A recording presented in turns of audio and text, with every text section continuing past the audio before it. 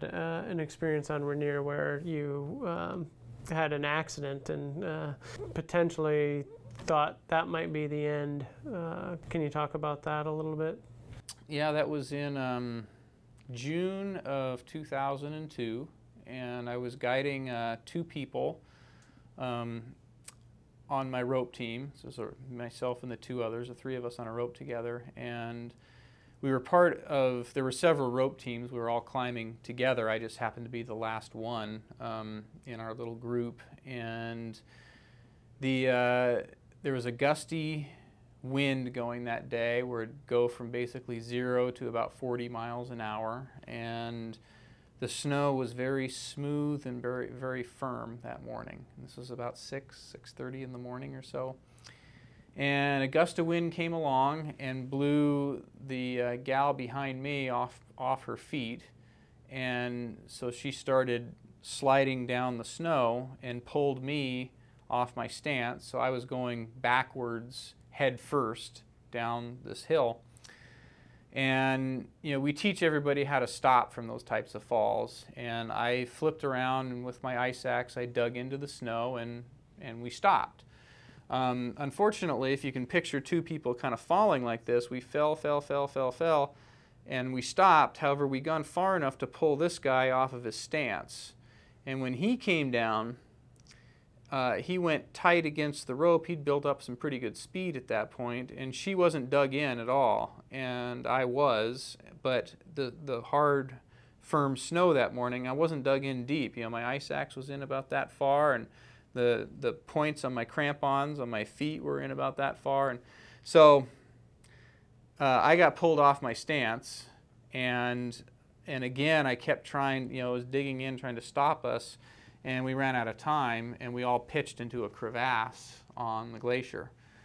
And we fell about, they fell about 40 feet down, and they hit what we call a false bottom, which is basically snow that just bridges the walls of the crevasse. And crevasses, they can be deep. They can be 150 feet deep or more. But this had this false bottom, so that's what they hit. And then I hit another false bottom about 60 feet down, and I was unconscious.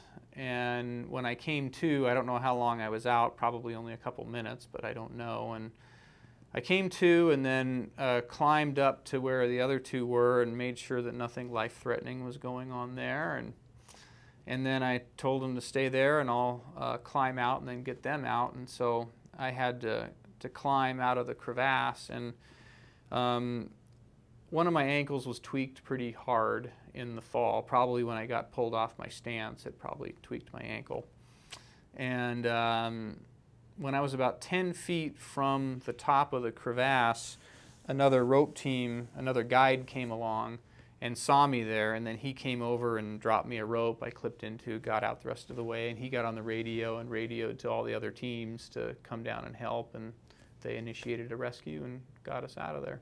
So were the other 2 injured, or? Yeah, the lady had a broken ankle, and the guy had bruised ribs and a concussion. But considering that's not too bad, huh? I mean, No, it could have been a lot worse than that. So what goes through your mind when I assume you're sitting there trying to, reestablish your hold as you're preening down the mountain? What goes through your mind in a situation? Well, there wasn't a whole lot of time to think, and I just remember trying to stop. I remember digging in with the ice axe, and the ice axe, scraping along the snow, but slowing us down and stopping. After I got pulled off my stance, I don't remember anything. So the next thing I remember was waking up.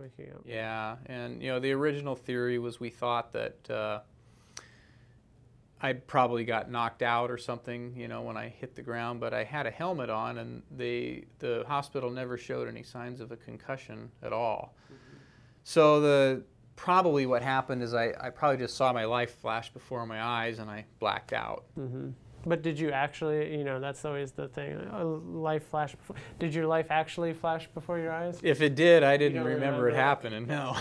Any other near-death experiences? Haven't had any other near-death experiences, thankfully, and we try to avoid having those things.